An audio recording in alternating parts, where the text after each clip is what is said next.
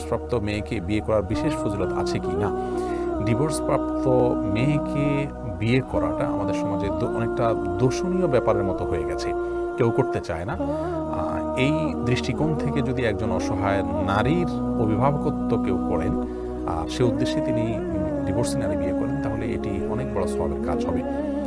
আর এমনি স্বাভাবিক অবস্থাতে একজন কুমারী মেয়েকে যেমন বিবাহ করা জায়েজ, একজন ডিভোর্সি মেয়েকেও বিয়ে করা জায়েজ।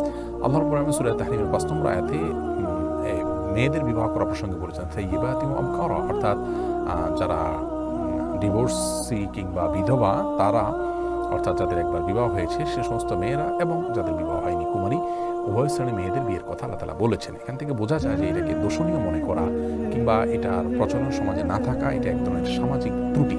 এটিকে ভাঙা উচিত এবং কোনো মেয়ের ডিভোর্স হয়ে গেলে কিংবা বিধবা হয়ে গেলে তাদেরকে বিবাহ বসতে উদ্বুদ্ধ করা উচিত। অনেকে বিবাহ বসতে চান না, সেটিও আমাদের সমাজের কারণে।